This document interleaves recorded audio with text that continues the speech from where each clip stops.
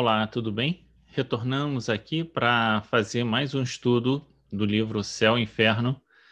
Estamos no caso dos espíritos sofredores e vamos ver agora o capítulo ou o item inicial dessa parte. Esse deveria ser o primeiro estudo dos espíritos sofredores, mas a gente começou de trás para frente. Então a gente vai terminar agora com o que seria o início dessa série de espíritos, né?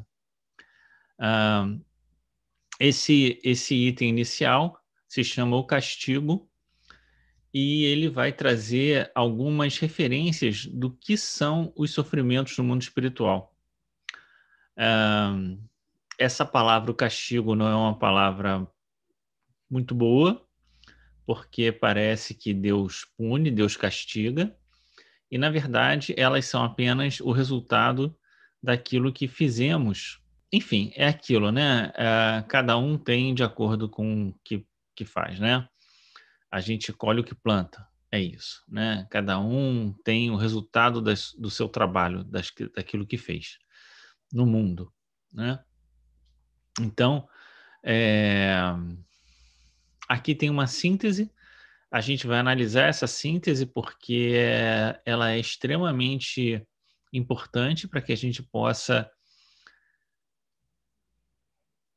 perceber com calma quais são os tipos de sofrimento e o que pode acarretá-los, né? É isso que a gente vai ver. Se você não viu os outros vídeos desse conjunto de casos dos espíritos sofredores, tem aqui no card a lista de todos os espíritos, tá bom? Vamos ver aqui então. Nesse caso não é um espírito, né, que está contando a sua história, como nos outros, mas de todo modo a gente pede a Deus que te abençoe a você, a sua família, a todas as pessoas que nessa hora, assim como nós, se voltam para o estudo do Evangelho, das coisas espirituais, para que a gente possa orientar bem a nossa vida, o nosso viver. Que Deus nos abençoe.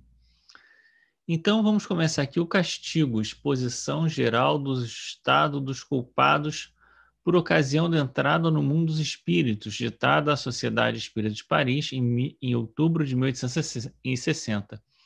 Então veja bem, na entrada no mundo dos espíritos. Então, existe vamos dizer assim, logo depois a morte, a entrada no mundo dos espíritos e a permanência, vamos dizer assim. Aqui vai falar basicamente da entrada e dos espíritos culpados, né? Então, se você leva culpas consigo, né? Isso já é um sinal de alerta, porque isso pode vir a ser um problema maior depois no mundo espiritual. Vamos ver, essa é uma mensagem do espírito Georges, se eu não me engano, exatamente, Georges. Vamos ver o que Georges fala então para nós. Depois da morte, os espíritos endurecidos, egoístas e maus são logo presas de uma dúvida cruel a respeito do seu destino no presente e no futuro. Então ele já está mostrando aqui, né? Espíritos endurecidos, egoístas e maus. Então, se a gente quer já sair dessa faixa, dessa onda, a gente deve buscar, né? Não por ações exteriores, mas procurando fazer aquelas ações que, na verdade, só Deus, né, é capaz de perceber na maior parte das vezes, né? Ações de bondade, de abrir mão de si e de se colocar flexível diante das situações da vida, transigir, humilhar-se, abrir mão, né? São todos comportamentos que vão nos ajudar no mundo espiritual.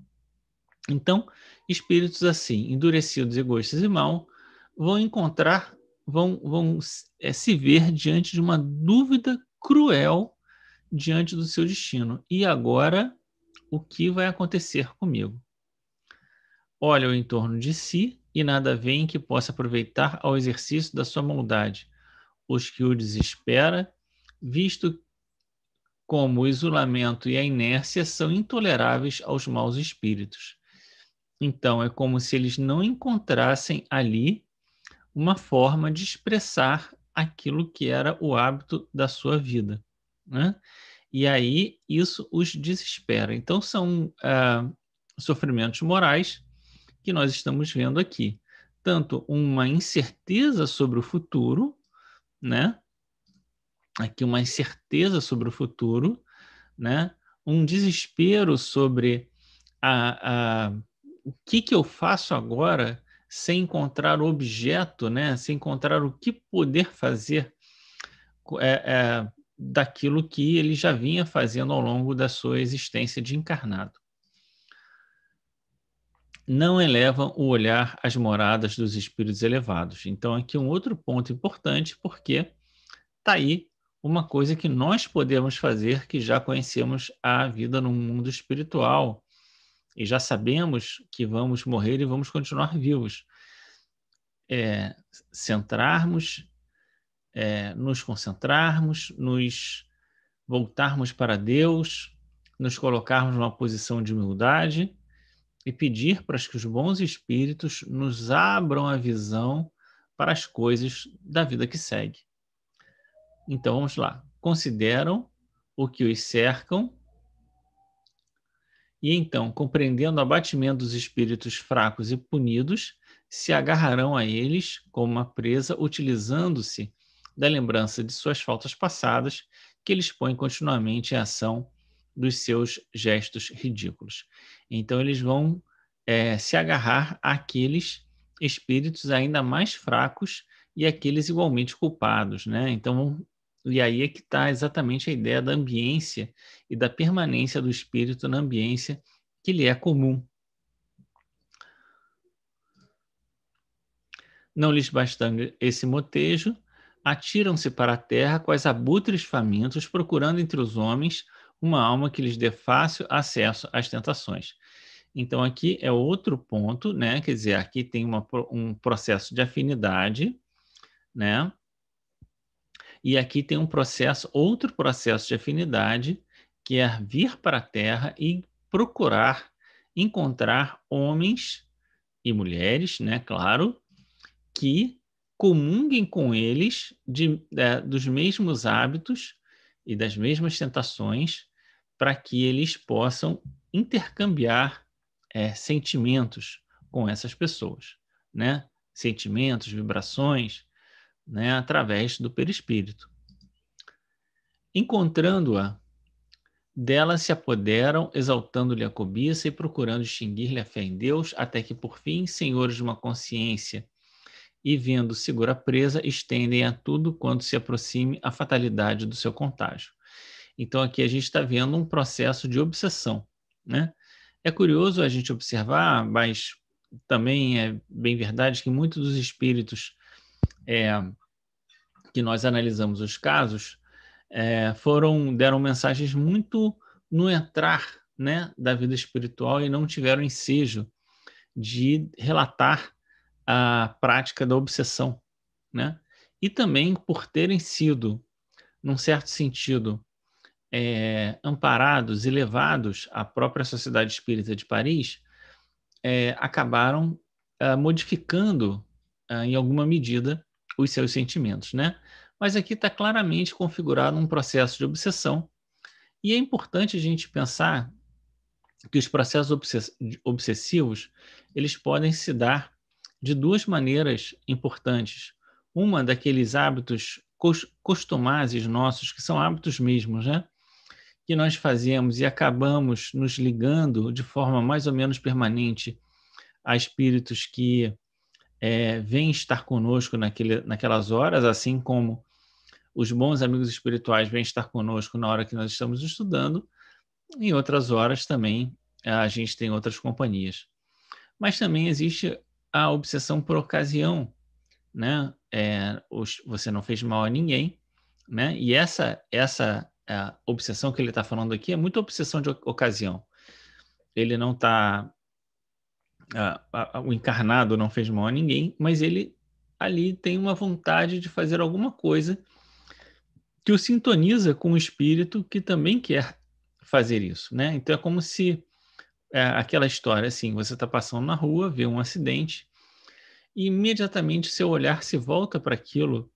E aí você, se for mais ou menos curioso, dependendo de como a pessoa reage, ela pode parar ali, ficar ali, querer saber o que aconteceu, e etc, etc, ficar meio como um abutre ali, né, sobre aquela situação. Então, isso é muito obsessão de ocasião. E a obsessão de ocasião é muito facilmente resolvida se você muda o seu pensamento, né? Muda o seu pensamento, se foca em outra coisa, e o espírito, porque estava ali, né? Porque você estava ali contigo, porque você estava centrado e focado em uma questão, quando você muda, ele vai procurar outra pessoa, né? Mas aqui, no caso, ele ainda diz que é, o espírito acaba atiçando em nós a cobiça. Em alguns casos é o orgulho, em alguns casos é o egoísmo, em alguns casos é o nosso amor próprio, né, para que a gente se volte contra os outros, né, e a fé em Deus, né, a extinguir do nosso coração a fé em Deus. Então a pessoa às vezes acaba por uma bobagem se desentendendo com a outra e vai se afastando e não sei o quê, e acaba se distanciando do próprio trabalho no bem, né? Vamos continuar aqui. O mau espírito, no exercício da sua cólera, é quase feliz, sofrendo apenas nos momentos em que se deixa atuar ou nos casos em que o bem triunfa do mal. Passando, no entanto, os séculos, então veja que o espírito pode ficar nessa situação por séculos, e de repente o mau espírito pressente que as trevas acabarão por envolvê-lo. Então ele se sente, por mais que ele se sinta relativamente, né, ou aparentemente, é quase feliz, né? Porque aquilo ali te dá uma satisfação no mal que ele faz, né? Isso pode se arrastar por séculos, o espírito pode ir se envolvendo em trevas e ele começa a perceber que isso é um caminho, não só que não tem volta, mas que é um caminho que vai se tornando cada vez mais grave, né? Vai se aprofundando, né? O círculo de ação se lhe restringe e a consciência muda, até então faz-lhe sentir os acerados espinhos do remorso. Então, em algum momento ele vai começar a sentir que aquilo que ele está fazendo não não é bom, não está valendo a pena. Inerte, arrastado no turbilhão, ele vagueia, como dizem as escrituras, sentindo a pele arrepiar-se de terror. Então, veja que o espírito está perdido, na verdade, de si mesmo, né? Não consegue se encontrar, ah, tenta fazer valer as coisas ainda do passado, não consegue se sintonizar com o bem, né? E até que algum dia os espinhos do remorso vão aparecer para ele. Não tarda então que um grande vácuo se faça nele e em torno dele. Chega o momento em que deve expiar.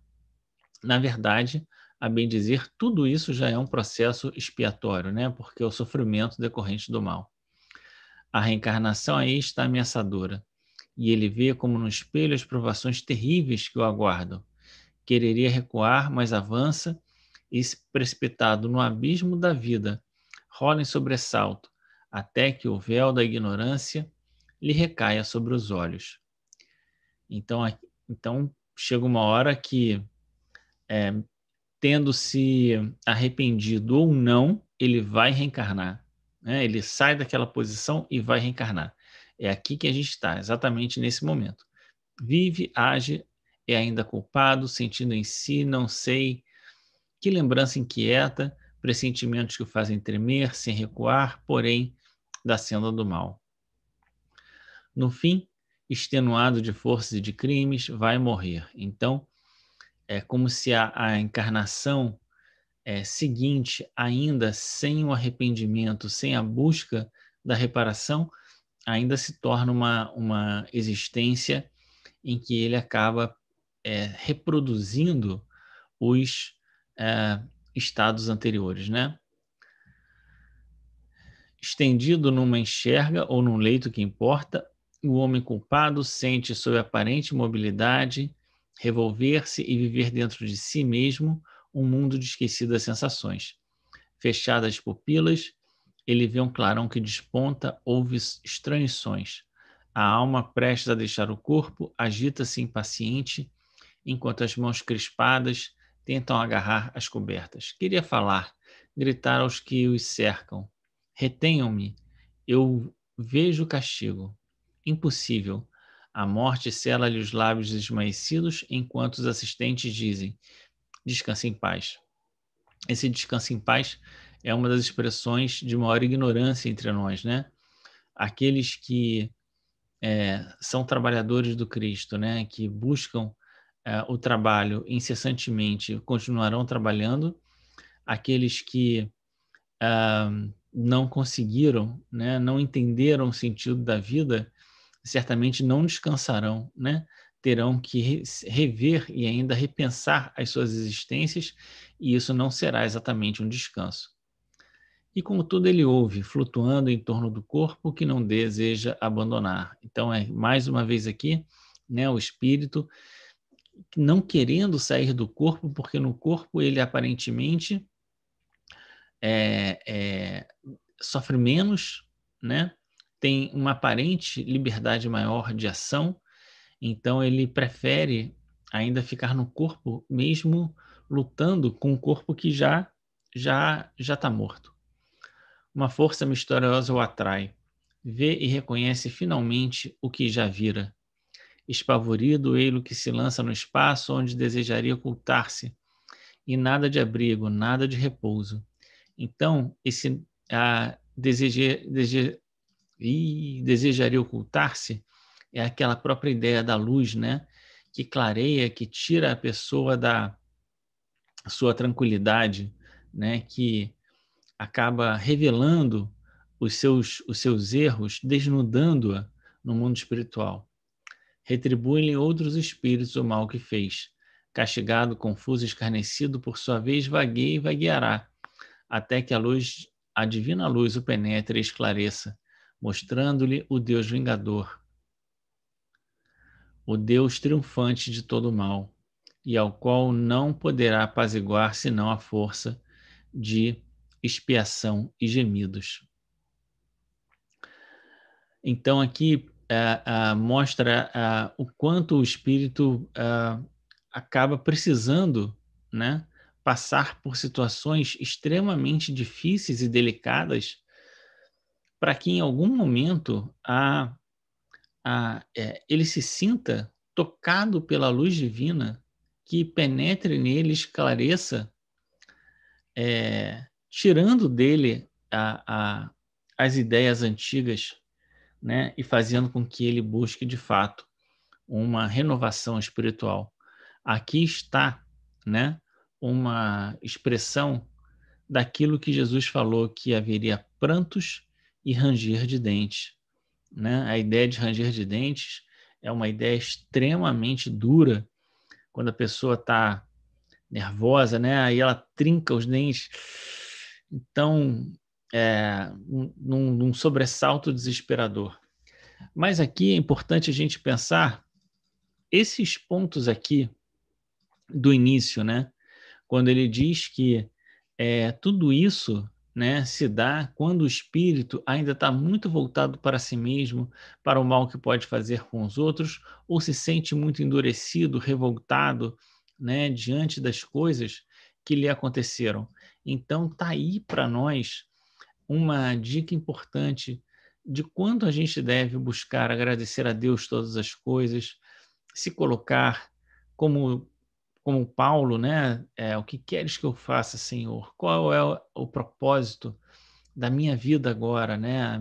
Coloca a minha vida em suas mãos, né? Me ajuda, né, a compreender o significado de todas as coisas.